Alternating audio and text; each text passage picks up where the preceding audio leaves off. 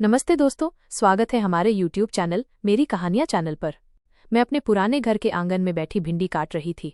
गर्मी का मौसम था, पसीने से तरबतर कपड़े मेरी पीठ से चिपक रहे थे, लेकिन मुझे इसकी आदत थी। इतने बरस इस घर में गुजरे कि अब सब सहन करने लायक हो गया था। तभी मेरी बड़ी बेटी अन्विता कमरे से बाहर आई। उसकी चाल देखकर मेरे हाथ थम गए। वो अजीब तरह से लंगड़ा कर चल रही थी, जैसे उसके पैरों में जान ही न हो। मैंने हैरानी से कहा, ए लड़की, ये कैसी चाल है? तुझे क्या हो गया? इस तरह पैर घसीट घसीट कर क्यों चल रही है? वो मेरी तरफ पलटकर देखती रही, लेकिन कुछ बोली नहीं। उसके चेहरे पर अजीब सा भाव था, गुस्से और डर का मिला जुला। फिर धीरे से बड़बड़ाते हुए बोली, अगर इस तरह से नहीं चलूं तो और कैसे चलूं? आपको क्या पता मेरी हालत कैसी है? उसकी आवाज भरी हुई थी, जैसे अंदर कोई बड़ा बोझ छिपा रही हो। मैं अवाक रह गई। मेरी बेटी दिन भर कमरे में बंद रहती थी। पढ़ाई के नाम पर कभी किताबें खोलती, कभी खिड़की से बाहर झांकती। मैं उस पर कभी घर का काम नहीं डालती थी। सोचा था पढ़ लिख कर कुछ बड़ा बनेगी, लेकिन आज उसकी चाल और चेहरा देखकर मेरे मन में अजीब शंका उठी। उसके कदम मुझे और परेशान कर गए। वो बिना कुछ और बोले अंदर चली गई। मेरा मन बेचैन था। सिर्फ उसकी चाल ही नहीं, उसकी हरकतें भी पिछले कुछ हफ्तों से बदली बदली सी थीं, जैसे वो घर की चारदीवारी में रहते हुए भी किसी अदृश्य बंधन से जकड़ी हो। उसकी आंखों में एक खामोशी, उसके होठों पर मजबूर चुप्पी। मैं सोच ही रही थी कि तभी मेरा पति सूरज कमरे से बाहर आया। मैंने हैरानी से कहा, आप रात बेटियों के कमरे में सो गए थे? ये क्या बात हुई? वो खींची हुई आवाज में बोला, हाँ, उन्हें ट्यूशन पढ़ा रहा था, वहीं पर नींद आ गई। मैंने उसे गौर से देखा। उसका चेहरा खिला हुआ था, आंखें अजीब सी चमक से भरी थीं, जैसे उसने कोई बहुत अच्छी रात गुजारी हो। मैं तो उसे बरसों से जानती थी, उसकी चाल ढाल से पहचान सकती थी कि उसके भीतर क्या चल रहा है, पर मैंने उस पल ज्यादा सवाल नहीं किए। सोचा, काम से थका होगा। मेरे पति सूरज उम्र में मुझसे छोटा था।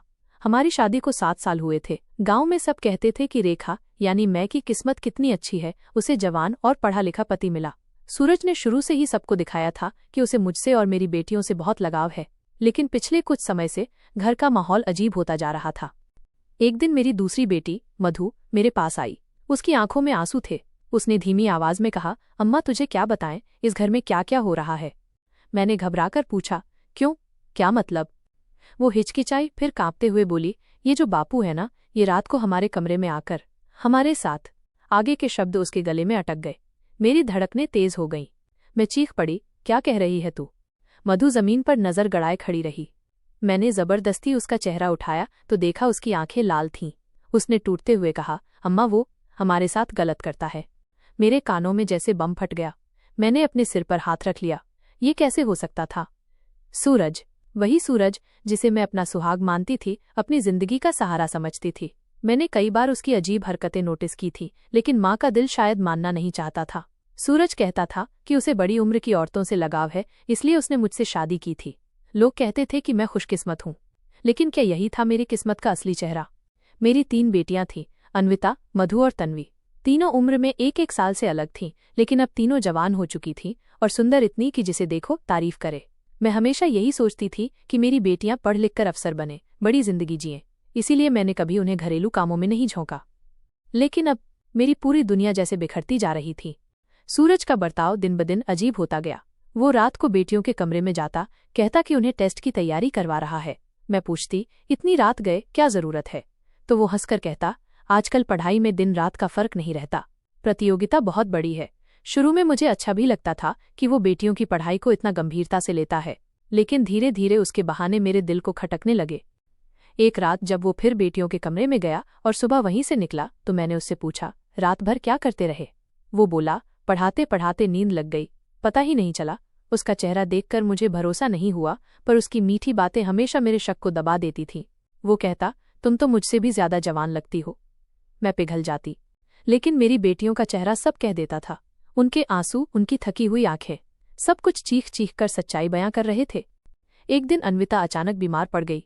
उसके पेट में दर्द और उल्टियां शुरू हो गईं। मैंने कहा, चलो डॉक्टर के पास चलते हैं, लेकिन उसने मना कर दिया। बोली, नींबू पानी पी लूंगी, ठीक हो जाऊंगी। सूरज भी आया और बोला, इतनी सी बात है, पढ़ाई का तनाव है, कुछ नहीं हुआ। उसकी बेरुखी देखकर मुझे हैरानी हुई। वो जो हमेशा बेटियों का ख्याल रखता था, आज अचानक क्यों बदल गया? लेकिन जब हालत बिगड़ने लगी तो मैं जबरदस्ती उसे डॉक्टर के पास ले गई। डॉक्टर ने टेस्ट किया और घर भेज दिया। बोली, रिपोर्ट फोन पर बता दूंगी। 2 घंटे बाद डॉक्टर का फोन आया। उसने जो कहा, उसने मेरी जिंदगी उलट दी। उसने कहा, आपकी बेटी गर्भवती है उसने गर्भ गिराने की कोई दवा ली है जिसकी वजह से हालत बिगड़ी है। बच्चा अभी जिंदा है। मेरे पैरों तले जमीन खिसक गई। मैं घर लौटी और अन्विता के कमरे में गई। गुस्से से बोली, ये दिन दिखाने के लिए पढ़ाया लिखाया था। बोल, किसका पाप है ये? अन्विता फूट फूट कर रो पड़ी। बोली, अम्मा, ये मेरी गलती है, किसी का नाम मत लेना, मुझे सजा दे दे, पर पूछ मत कि कौन है। उसकी आंखें सब कह रही थीं। मुझे अंदाजा हो गया था और मेरा कलेजा फटने लगा। मैं उस रात नींद में भी डरावना सपना देखने लगी। सपने में सूरज मुझे मार रहा था, मेरे गले पर हाथ डाल रहा था। मैं चीख रही थी पर कोई बचाने नहीं आया। अचानक मेरी नींद टूटी तो देखा सूरज बगल में चैन से सो रहा था। उसकी मासूम नींद को देखकर कोई भी सोच नहीं सकता था कि वो कैसा है, लेकिन अब मुझे सब समझ आने लगा था। उस रात मैं बिल्कुल नहीं सो पाई। मेरा पूरा शरीर कांप रहा था। जब भी आंखें बंद करती मुझे वही नजारा दिखाई देता, अन्विता का चेहरा, उसके टूटे हुए शब्द और डॉक्टर की बात, पेट में पल रहा बच्चा। मैं बार बार सोचती, आखिर ये किसका हो सकता है, लेकिन दिल के किसी कोने में जवाब पहले से मौजूद था, बस जुबान पर आने की हिम्मत नहीं थी। सुबह सूरज हमेशा की तरह बेफिक्र उठकर नहा धोकर बाहर चला गया। जाते जाते बोला, मैं बाजार जा रहा हूँ, शाम तक लौटूंगा, तुम लड़कियों का ध्यान रखना। उसकी आंखों में वही चालाक चमक थी। वो बोला तो सामान्य ढंग से, पर मुझे ऐसा लगा जैसे उसकी हर नज़र, हर मुस्कान मेरी आत्मा को चीर रही हो। उसके जाते ही मैंने बेटियों को बुलाया। पहले अन्विता आई, फिर मधु और तन्वी भी पास आ बैठीं। मैं घूरते हुए बोली, सच सच बताओ, क्या हो रहा है इस घर में? कौन है वो आदमी जिसने हमें ये दिन दिखाया? तीनों बहनें एक दूसरे का चेहरा देखने लगीं। चुप्पी कमरे में भारी हो गई। मैंने गुस्से में कहा, अगर अभी नहीं बताया तो मैं खुद पुलिस बुलाऊंगी। तभी मधु कांपते हुए बोली, अम्मा, ये जो हमारे बापू है ना, वही हमारे साथ। उसने जैसे ही ये कहा, तन्वी रो पड़ी और अन्विता ने सिर पकड़ लिया।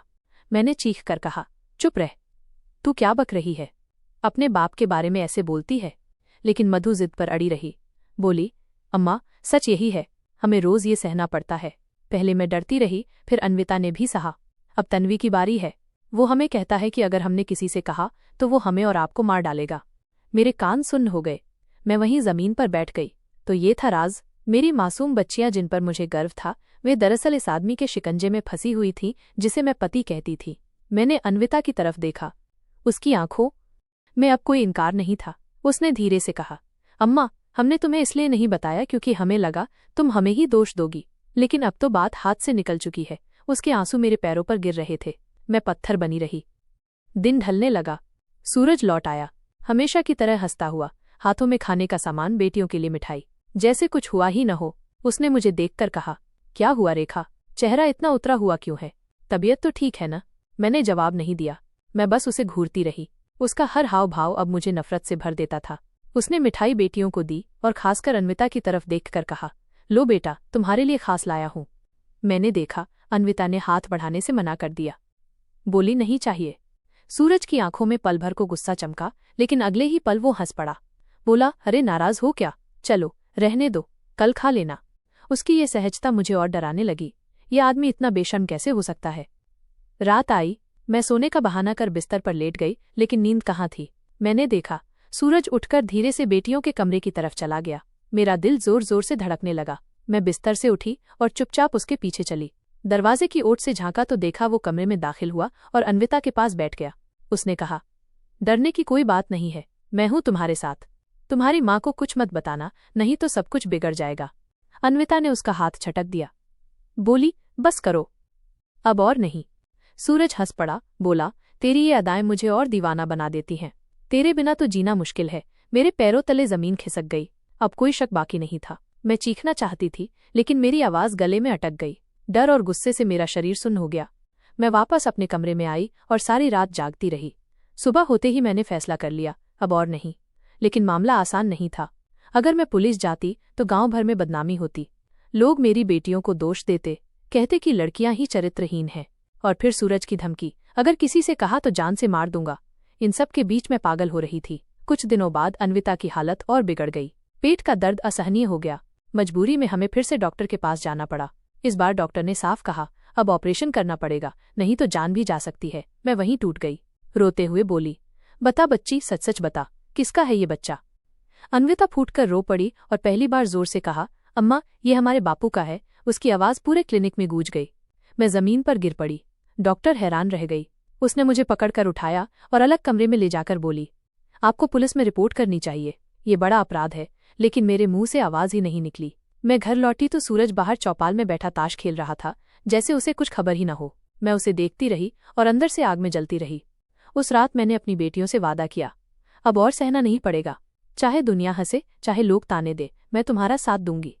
तीनों रो पड़ी और मुझे गले लगा लिया। लेकिन सूरज को कुछ आभास हो गया था। उसने उसी रात मुझसे कहा, देख रेखा, तू समझदार है, ये सब बातें बाहर गईं तो हम सबकी इज्जत मिट्टी में मिल जाएगी। तुझे और तेरी बेटियों को भी कोई मुंह दिखाने लायक नहीं छोड़ेगा। चुप रहना ही बेहतर है। मैंने उसे घूर कर देखा। मेरे भीतर से कोई डर निकल चुका था। मैंने सोचा, अब या तो मैं मरूंगी या ये आदमी। उस रात जब मैंने ठान लिया कि अब या तो मैं मरूंगी या वो आदमी, तो मेरे भीतर एक अजीब सी ताकत आ गई। मैं लंबे समय बाद खुद को कमजोर और डरी हुई औरत की जगह किसी योद्धा की तरह महसूस कर रही थी। लेकिन ये लड़ाई आसान नहीं थी। सूरज चालाक था, वो गांव का दबंग था। उसकी पकड़ पंचायत और पुलिस तक फैली हुई थी। मैं जानती थी, अगर सीधे सीधे भिड़ गई तो शायद मेरी बेटियों की जान भी खतरे में पड़ सकती थी। अगली सुबह सूरज हमेशा की तरह बड़े आराम से उठा, नहाया धोया और अपने लिए नाश्ता मांग बैठा। उसकी बेशर्मी देखकर मेरा खून खौल उठा। मैंने चुपचाप उसके सामने खाना परोसा। वो खाते हुए बोला, कल से तुम्हारा चेहरा बदला बदला लग रहा है, कोई बात है क्या? मैंने कोई जवाब नहीं दिया, बस उसे घूरती रही। वो मुस्कुराया और बोला, देख रेखा, इस घर में जो कुछ भी है मेरी वजह से है। अगर तूने मेरे खिलाफ मुंह खोला तो मैं तुझ सबको बर्बाद कर दूंगा। उसकी बातों ने जैसे मेरे कानों में जहर घोल दिया। मैंने दिल ही दिल में तय कर लिया, अब और बर्दाश्त नहीं। दिन बीतते गए। सूरज अब और बेपरवाह होता जा रहा था। रात बेरात वो कभी मधु के कमरे में चला जाता, कभी तन्वी के पास। अन्विता की हालत तो पहले से ही खराब थी। उसकी आंखों में सिर्फ डर और थकान रह गई थी। एक शाम जब सूरज बाहर चौपाल गया था, मैंने बेटियों को इकट्ठा किया। कमरे में अंधेरा था। मैंने धीरे से कहा, बेटियों, अब हमें एक फैसला करना होगा। अगर हम चुप रहे तो ये आदमी हमें एक एक करके निगल जाएगा, लेकिन अगर हम आवाज उठाएं तो शायद दुनिया हमारा साथ ना दे, मगर हमें चैन मिलेगा। तन्वी कांपते हुए बोली, अम्मा, अगर बापू ने सच में हमें मार डाला तो? मैंने उसका हाथ पकड़कर कहा, मरना अगर तय है तो हमें डरकर नहीं मरना, लड़कर मरना है। उस रात हमने तय किया कि अब और चुप नहीं रहेंगे। दूसरे दिन सूरज कुछ ज्यादा ही उग्र होकर घर लौटा। शायद उसे किसी ने कान में फूंक दिया था। आते ही उसने मुझे पकड़ा और बोला, तू लड़कियों को भड़का रही है ना? तूने इन्हें मेरे खिलाफ किया है। मैंने उसकी पकड़ से हाथ छुड़ाते हुए कहा, तेरा असली चेहरा सब जान चुके हैं, अब ये घर तेरे लिए नहीं है। उसकी आंखों में खून उतर आया। उसने जोर से मेरा गला पकड़ लिया। मेरे गले से आवाज नहीं निकल रही थी। तभी पीछे से अन्विता भागती हुई आई और उसने सूरज के सिर पर बर्तन दे मारा। सूरज कराहते हुए पीछे गिरा। मेरा गला छूट गया। मैंने पहली बार देखा, मेरी मासूम बेटी की आंखों में खून उतर आया था। वो चीखते हुए बोली, बापू, अब और नहीं। सूरज उठकर हमें धमकाने लगा, लेकिन इस बार हम तीनों बेटियां और मैं सब उसके सामने खड़े थे। पहली बार वो अकेला था और हम एक। लेकिन मामला यहीं खत्म नहीं हुआ। गांव में उसकी पकड़ इतनी गहरी थी कि उसने पंचायत में हमारे खिलाफ झूठा मामला खड़ा कर दिया। उसने कहा, मेरी बीवी और बेटियां मुझे बदनाम करना चाहती हैं। औरतों का दिमाग खराब है, ये सब झूठ बोल रही हैं। पंचायत में बैठे कुछ बूढ़े लोग उसकी हाँ में हाँ मिलाने लगे। बोले, औरतें अक्सर झूठ गढ़ती हैं, खानदान की इज्जत का सवाल है, इसे दबा दो। मेरे भीतर आग धधक रही थी। मैंने पंचायत के बीच खड़े होकर कहा, अगर हम झूठ बोल रहे हैं तो डॉक्टर की रिपोर्ट देख लो, मेरी बेटी का बच्चा किसका है ये भी देख लो, और अगर किसी को शक है तो मैं सबूत पेश करने को तैयार हूँ। गांव के लोग हक्के बक्के रह गए। सूरज पहली बार सकपका गया, लेकिन वो अब भी बेशर्मी से बोला, ये सब मेरे दुश्मनों की चाल है, औरत को बहकाया गया है। पंचायत ने कोई ठोस फैसला नहीं लिया। मामला अधर में लटक गया। उस रात मैं टूट गई। मुझे लगा, इस समाज से कोई उम्मीद नहीं की जा सकती। सबको बस अपनी इज्जत प्यारी है, चाहे हमारे घर में नर्क क्यों ना हो। मैंने बेटियों से कहा, अब बस, हमें अपना रास्ता खुद बनाना होगा। पुलिस हो, कोर्ट हो, जो भी हो, हम जाएंगे। बेटियां डर रही थीं, पर अब उनके भीतर भी गुस्सा पल रहा था। लेकिन सूरज हार मानने वाला नहीं था। उसने हमें रोकने के लिए और जुल्म बढ़ा दिए। कभी खाना छीन लेता, कभी हमें कमरे में बंद कर देता। एक रात तो उसने चाकू उठाकर कहा, अगर किसी ने थाने में कदम रखा तो सबका गला काट दूंगा। मैंने देखा, मेरी बेटियां कांप रही थीं, लेकिन उसी पल मेरे भीतर से डर गायब हो गया। मैंने सीधा उसकी आंखों में देखा और कहा, मार डाल मुझे, लेकिन अब तू हमें रोक नहीं पाएगा। सूरज चुप हो गया। शायद उसने पहली बार देखा कि मैं डरने वाली नहीं हूं। अब मेरी लड़ाई बस शुरू हुई थी। मैंने मन ही मन तय किया, कल ही मैं बेटियों को लेकर थाने जाऊंगी, चाहे कुछ भी हो। लेकिन मुझे नहीं पता था कि सूरज भी अगला कदम उठाने वाला है। रेखा की जिंदगी हमेशा से आसान नहीं थी, लेकिन उसने कभी सोचा भी नहीं था कि उसका अपना घर ही उसके लिए नर्क बन जाएगा। सूरज से शादी के बाद शुरू में सब सामान्य लग रहा था। वो गांव का दबंग था, पैसा था, नाम था और ऊपर से पंचायत तक उसकी पकड़ थी। लोग उसके आगे पीछे घूमते थे। शादी के कुछ साल तो किसी तरह गुजर गए, लेकिन धीरे धीरे उसका असली चेहरा सामने आने लगा। शराब पीना, जुआ खेलना, औरतों पर बुरी नजर डालना, ये सब उसकी आदतों का हिस्सा था। रेखा ने कई बार सोचा कि अगर वो झगड़े करेगी तो उसका घर टूट जाएगा, लोग उंगली उठाएंगे, बेटियों का भविष्य खराब होगा। इसलिए वो चुप रही, मगर उसकी ये चुप्पी सूरज के हौसले और बढ़ाती रही। जैसे जैसे समय गुजरा, सूरज की नज़र अपनी ही बेटियों पर टिक गई। रेखा ने कई बार उसे समझाने की कोशिश की, मगर वो हंसकर कह देता, औरतें हमेशा शक करती हैं, तेरा दिमाग खराब है। रेखा की बड़ी बेटी अन्विता मासूम और डरपोक थी। वो पढ़ाई में भी पीछे रहने लगी, क्योंकि रात बेरात उसके कमरे में सूरज चला जाता, कभी उसके माथे पर हाथ फेरता, कभी गले लगाता, कभी अनचाहे ढंग से छूता। अन्विता रोती रहती, मगर डर के मारे किसी से कुछ कह नहीं पाती। रेखा को सब महसूस होता, मगर वो भी अपने डर और असहायता में जकड़ी हुई थी। फिर बारी आई तन्वी की। तन्वी थोड़ी तेज तर्रार थी, मगर बापू के सामने उसकी भी आवाज बंद हो जाती। सूरज अब बेशर्मी से शराब पीकर आता और बेटियों को डांटते डांटते उनके करीब पहुंच जाता। रेखा का खून खौलता, मगर वो बेबस थी। एक माँ होकर भी वो अपनी बेटियों को बचा नहीं पा रही थी। रात को वो छत पर जाकर चुपके चुपके रोती और भगवान से प्रार्थना करती, मगर ऊपर वाला भी जैसे खामोश था। सबसे छोटी मधु अभी किशोरावस्था में थी। उसे समझ ही नहीं आता कि उसके साथ क्या हो रहा है, लेकिन जब सूरज ने उसकी तरफ भी हाथ बढ़ाना शुरू किया तो रेखा के धैर्य का बांध टूट गया। एक रात जब सूरज ने शराब पीकर मधु को कमरे में बंद कर लिया तो रेखा ने दरवाजा तोड़ दिया और पहली बार चिल्लाई, अब बस। सूरज ने उसे धक्का देकर गिरा दिया और हंसते हुए बोला, ये सब मेरा है, ये घर, ये औरतें, सब मेरा हक है। उसकी बेशर्मी देखकर रेखा की रूह कांप गई, मगर उसी दिन उसने ठान लिया कि अब ये खेल ज्यादा दिन नहीं चलने वाला। अगले दिन उसने बेटियों को बुलाया और पहली बार खुलकर उनसे कहा, अब हमें लड़ना होगा। बेटियां पहले डर गईं, लेकिन धीरे धीरे उनके भीतर भी गुस्सा उमड़ आया।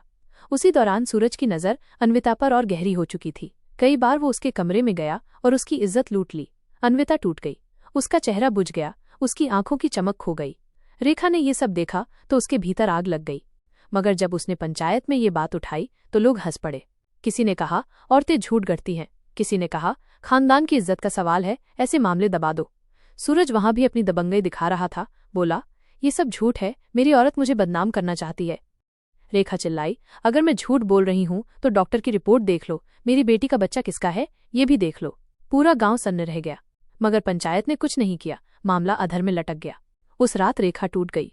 उसने बेटियों से कहा, अब हमें किसी का सहारा नहीं मिलेगा, हमें खुद लड़ना होगा, चाहे थाने जाना पड़े, चाहे कोर्ट में जाना पड़े। बेटियां कांप रही थीं, लेकिन अब उनके भीतर भी गुस्सा पल रहा था। सूरज ने जब ये सुना तो उसने और जुल्म बढ़ा दिए। कभी खाना छीन लेता, कभी बेटियों को कमरे में बंद कर देता। एक रात तो उसने चाकू उठाकर कहा, अगर किसी ने थाने में कदम रखा तो सबका गला काट दूंगा। उस समय पहली बार रेखा की आंखों से डर गायब हो गया। उसने सीधा उसकी आंखों में देखा और कहा, मार डाल मुझे, लेकिन अब तू हमें रोक नहीं पाएगा। सूरज हैरान रह गया। उसने पहली बार देखा कि ये औरत अब झुकने वाली नहीं है। उसी रात अन्विता ने भी हिम्मत दिखाई। जब सूरज ने रेखा का गला दबाया तो अन्विता ने पीछे से बर्तन उठाकर उसके सिर पर दे मारा। सूरज कराहते हुए गिरा और पहली बार डर की एक झलक उसकी आंखों में दिखी। रेखा और बेटियां उसके सामने दीवार बनकर खड़ी थीं। अब सूरज अकेला था और वे चार। मगर वो इतना चालाक था कि अगले ही दिन पंचायत में झूठा मामला खड़ा कर दिया। बोला, मेरी औरत और बेटियां मुझे बदनाम कर रही हैं, ये सब झूठ है। पंचायत ने फिर भी कोई ठोस कदम नहीं उठाया, लेकिन इस बार रेखा ने ठान लिया कि अब वो सीधे पुलिस के पास जाएगी। उसकी लड़ाई अब सिर्फ घर की नहीं रही, ये उसके अस्तित्व की लड़ाई थी। मगर रेखा को ये नहीं पता था कि सूरज भी अगला खतरनाक कदम उठाने वाला है। रेखा ने जिस दिन ठान लिया कि अब वो पुलिस तक जाएगी, उसी दिन से सूरज का डर और शक पागलपन की हद तक बढ़ गया। वो हर वक्त शक करता कि रेखा कब थाने निकल जाएगी, इसलिए उसने घर को ही एक जेल बना दिया। दरवाजे पर ताला लगा देता, खिड़कियों को जंजीरों से बांध देता, बेटियों को स्कूल भेजना बंद कर दिया। कहता, तुम सबको पढ़ने की जरूरत नहीं, तुम्हारा काम मेरे पैरों की धूल झाड़ना है। बेटियां घुटन से पागल होने लगी, घर का हर कोना उन्हें काटने लगा। को दौड़ता, रेखा के भीतर गुस्से की आग और तेज जल रही थी, मगर उसने अपने चेहरे पर खामोशी का नकाब चढ़ा रखा था। उसे पता था कि अगर उसने जल्दबाजी की तो सब खत्म हो जाएगा। उसे सही मौके का इंतजार था, मगर सूरज अब और खतरनाक हो गया था। वो शराब पीकर आता और रेखा को बुरी तरह पीटता, गालियां देता, बेटियों पर नजर गड़ाता, कभी उनके बाल खींचता, कभी कपड़े फाड़ने की कोशिश करता। कई बार वो दरवाजा बंद कर रेखा और उसकी बेटियों को घंटों कैद रखता, जैसे ये उसका निजी कारागार हो। गांव के लोग जानते थे, मगर कोई बोलने की हिम्मत नहीं करता क्योंकि सूरज की दबंगई सब पर भारी थी। वो पुलिस वालों को भी पैसे और शराब खिलाकर अपने इशारे पर नचाता। एक दिन तो उसने हद ही कर दी जब वो आधी रात को तन्वी को घसीटकर अपने कमरे में ले गया और चीखने की आवाज पूरे घर में गूंजने लगी। रेखा और अन्विता दरवाजा पीटती रहीं, मधु डर से रोती रही, लेकिन सूरज ने दरवाजा नहीं खोला। सुबह जब तन्वी बाहर आई तो उसका चेहरा खून और आंसुओं से भीगा था। उसकी आंखों में अब कोई डर नहीं था, सिर्फ नफरत थी। उसने माँ से कहा, अब चाहे जो हो माँ, हमें कुछ करना होगा, नहीं तो हम सब मर जाएंगे। रेखा का दिल चीर गया, मगर उसी दिन उसने तय कर लिया कि चाहे जान चली जाए पर अब औरत की खामोशी नहीं रहेगी। अगले ही दिन वो बेटियों के साथ थाने गई, मगर वहां भी पुलिस वालों ने उसकी शिकायत दर्ज करने से इनकार कर दिया। बोले, तेरे मियाँ ने कह दिया है कि घर का झगड़ा है, हम बीच में नहीं पड़ सकते। रेखा रोती रही, गिड़गिड़ाती रही, मगर किसी ने उसकी बात नहीं सुनी। थाने से निराश होकर जब वो लौटी तो सूरज पहले से इंतजार कर रहा था। उसने सबको कमरे में बंद किया और कहा, अब देख, अगर फिर कभी थाने की हिम्मत की तो तेरे टुकड़े टुकड़े कर दूंगा। और इतना कहकर उसने चाकू उठाकर अन्विता के गले पर रख दिया। रेखा चीख पड़ी, बेटियां कांपने लगी, मगर सूरज ने हंसते हुए चाकू दीवार में घोंप दिया और बोला, आज तो छोड़ दिया, कल नहीं छोड़ूंगा। उसकी आंखों में खून उतर आया था। उस रात घर का हर कोना डर से कांप रहा था, मगर रेखा और उसकी बेटियां अब अंदर से टूट चुकी थीं और साथ ही साथ उनके भीतर आग भी भड़क रही थी। वे अब खामोश शिकार नहीं बनना चाहती थीं। उन्होंने आपस में बैठकर योजना बनाई। अन्विता ने कहा, हमें उसके खिलाफ सबूत जुटाना होगा, तभी कोई हमारी सुनेगा। तन्वी ने कहा, उसके हर जुल्म की गवाही हम देंगे, चाहे हमारी जान चली जाए। मधु ने भी सिर हिलाया। रेखा ने बेटियों को गले लगाया और बोली, अब डर खत्म, अब लड़ाई शुरू। अगले कुछ दिनों तक उन्होंने चुप्पी साध ली ताकि सूरज को शक न हो, मगर अंदर ही अंदर वे सब प्लान बना रही थीं। रेखा ने धीरे धीरे कुछ भरोसेमंद औरतों से बात करनी शुरू की। उसने उन्हें रो रो कर सब सच बताया। कुछ ने सहानुभूति जताई मगर कहा, हमारे बस में कुछ नहीं है बहन, तू बहुत बड़ी लड़ाई लड़ रही है। रेखा जानती थी कि ये अकेली की लड़ाई है, मगर उसने हार नहीं मानी। उधर सूरज को लगा कि अब सब फिर उसके कब्जे में आ गया है। उसकी जुल्म की हदें और बढ़ गईं। एक रात तो उसने शराब पीकर सभी बेटियों को एक ही कमरे में बंद कर दिया और बोला, आज देखता हूँ कौन बचा लेता है। बेटियां चीखी चिल्लाईं, मगर उसी वक्त रेखा ने साहस दिखाया। उसने लकड़ी उठाकर उसके सिर पर दे मारा। सूरज लड़खड़ा गया, खून बहने लगा, मगर वो जिंदा था और भी हिंसक हो गया। उसने रेखा का गला पकड़ लिया। बेटियां चिल्लाते हुए उसकी पीठ पर टूट पड़ीं। सबने मिलकर किसी तरह उसे जमीन पर गिरा दिया। घर का नजारा रणभूमि जैसा था, चिल्लाहट, खून, आंसू और डर। मगर इस बार रेखा और उसकी बेटियां पीछे हटने वाली नहीं थीं। सूरज ने कराहते हुए कहा, तुम सबको जला दूंगा, और माचिस उठाने की कोशिश की, लेकिन अन्विता ने उसका हाथ पकड़ लिया। तन्वी ने माचिस फेंक दी। मधु रोते रोते माँ से बोली, अब इसे छोड़ना मत माँ, वरना हम कभी नहीं बचेंगे। रेखा का दिल कांप रहा था। वो सोच भी नहीं पा रही थी कि क्या करना सही है, मगर इतना तय था कि अब ये आदमी अगर जिंदा रहा तो उनकी जिंदगी नर्क ही रहेगी। पूरा घर मानो सांस रोककर खड़ा था। रेखा की आंखों से आंसू बह रहे थे और उसके हाथ कांप रहे थे, मगर बेटियों की चीखों ने उसे और मजबूत बना दिया। सूरज करहा रहा था, गालियां दे रहा था, मगर अब उसका डर साफ दिख रहा था। उसके चेहरे से पहली बार दबंगई गायब थी। रेखा ने बेटियों की तरफ देखा और बोली, अब हम सबकी किस्मत एक ही है, या तो जीकर आजाद होंगे या मरकर भी चैन पाएंगे। और इतना कहकर उसने चाकू उठा लिया। बेटियों ने अपनी सांस रोक ली। घर की दीवारें खामोश हो गईं। बाहर रात की हवा भी रुक सी गई और भीतर सब कुछ तय होने वाला था। वो पल ऐसा था जब औरत और बेटियां अपने जुल्म के खिलाफ खड़ी थीं और सूरज का अंत उनके सामने पड़ा था। उस रात जब रेखा ने चाकू उठाया तो उसकी आंखों में आंसू थे, मगर दिल में तूफान था। बेटियां सांस रोके खड़ी थीं। सूरज कराह रहा था और गालियां बकते हुए कह रहा था कि अगर उसे छोड़ा तो वो सबको मार डालेगा। उस पल रेखा को लगा कि ये आदमी अगर जिंदा रहा तो उसकी बेटियों की जिंदगी हर रोज मौत से भी बदतर होगी। उसने कांपते हाथों से चाकू उसकी छाती में उतार दिया। खून फूट पड़ा, सूरज की चीख गूंजी और फिर उसकी सांसें थम गईं। कमरे में सन्नाटा छा गया। बेटियां माँ को देखती रहीं। किसी को विश्वास नहीं हो रहा था कि वो आदमी जिसने बरसों उन्हें आतंक में रखा, आज उनके पैरों के नीचे लाश बन चुका था। रेखा जमीन पर बैठ गई। उसके हाथ खून से लथपथ थे। बेटियां उसके गले लगकर रो पड़ीं। तीनों का रोना पूरे घर को हिला रहा था, मगर उस रोने में डर नहीं था, उसमें आजादी का एहसास था। बाहर सुबह की रोशनी धीरे धीरे फैल रही थी। रेखा जानती थी कि अब कानून उनका पीछा नहीं छोड़ेगा, मगर उसने तय कर लिया था कि चाहे जेल जाए या फांसी, अब वो कभी खामोश नहीं रहेगी। अगली सुबह पड़ोसियों को खबर लगी तो गांव में सनसनी फैल गई। कुछ लोग बोले, ठीक किया, वरना सबकी बेटियां खतरे में थीं। कुछ बोले, औरत ने मर्द को मार डाला, अब इसे सजा होगी। पुलिस आई, लाश उठाई गई, रेखा और बेटियों को थाने ले जाया गया। पुलिस वाले पहले तो दबंग सूरज की मौत पर गुस्से में थे, मगर धीरे धीरे जब उन्हें रेखा और बेटियों की दहलीज तक की कहानी मालूम हुई तो उनकी आंखें भी झुक गईं। उन्होंने कहा कि अदालत फैसला करेगी। जेल में बैठी रेखा ने बेटियों से कहा, आज हम कैद में हैं मगर अब डर से आज़ाद हैं। बेटियों ने माँ का हाथ थामा और पहली बार चैन से सोईं। पूरे गांव की औरतें अब उसे देखती तो कानाफूसी करती, कुछ उसे अपराधिनी मानती, कुछ उसे देवी, मगर बेटियों की आंखों में अब कोई डर नहीं था, उनमें सिर्फ जंग जीतने का गर्व था। रेखा ने तय किया कि अगर उसे जिंदगी का एक और मौका मिला तो वो अपनी बेटियों के लिए ऐसी दुनिया बनाएगी जहां औरत को खामोश रहने की मजबूरी ना हो। अदालत में उसकी कहानी सुनी गई, गवाहियां दी गई, डॉक्टर की रिपोर्ट में बेटियों के जख्म सामने आए और धीरे धीरे ये मामला सिर्फ एक हत्या का नहीं बल्कि औरतों के हक की लड़ाई का बन गया। महीनों तक चला केस, लोग दूर दूर से सुनने आते, अखबारों में खबर छपती, रेखा ने पति को क्यों मारा। और हर बार जब रेखा अदालत में खड़ी होती तो उसकी आवाज कांपती नहीं थी। वो कहती, मैंने अपने बच्चों की इज्जत और जान बचाने के लिए हत्या की। अगर ये अपराध है तो मैं दोषी हूँ। उसकी बेटियां उसकी गवाही के वक्त उसकी आंखों में देखती और सिर ऊंचा करती। फैसला आया। अदालत ने रेखा को लंबी सजा देने की बजाय हालात को देखते हुए कम सजा सुनाई। उसने सालों जेल में बिताए, मगर जेल की दीवारों के भीतर भी उसने औरतों को पढ़ाना, उन्हें हिम्मत देना शुरू कर दिया। उसकी बेटियां बाहर रहकर पढ़ाई में लग गईं। तन्वी वकील बनी, अन्विता सामाजिक कार्यकर्ता बनी और मधु ने शिक्षक बनने का सपना पूरा किया। जब रेखा जेल से बाहर आई तो बेटियां उसके सामने खड़ी थीं। तीनों ने मां के पांव छुए और कहा, आज हम जो भी हैं आपकी वजह से हैं। रेखा की आंखों में आंसू थे, मगर उन आंसुओं में अब दर्द नहीं, सिर्फ गर्व था। गांव की औरतें उसके स्वागत में आईं। किसी ने कहा, ये औरत कातिल है, तो किसी ने कहा, ये औरत मसीहा है। मगर रेखा ने किसी जवाब की परवाह नहीं की। वो सिर्फ अपनी बेटियों की मुस्कान देख रही थी और मन ही मन सोच रही थी कि उसकी जिंदगी का मकसद पूरा हो गया, जुल्म सहकर नहीं बल्कि लड़कर। एक औरत ने अपनी बेटियों को डर की कैद से निकालकर इंसान की जिंदगी दी, और उस दिन से गांव में हर कोई जान गया कि औरत चाहे कितनी भी चुप क्यों न रहे, जब उसके बच्चों पर वार होता है तो वो पहाड़ बनकर सामने खड़ी हो जाती है। सूरज का अंत उसकी जिंदगी का अंत नहीं था, बल्कि उसकी और उसकी बेटियों की नई शुरुआत थी। और इसी शुरुआत ने साबित कर दिया कि औरत की खामोशी ही उसकी मजबूरी नहीं होती, कभी कभी वही खामोशी सबसे बड़ी चीख बन जाती है। दोस्तों, वीडियो कैसा लगा कमेंट करके जरूर बताएं। वीडियो को लाइक और चैनल को सब्सक्राइब जरूर करें।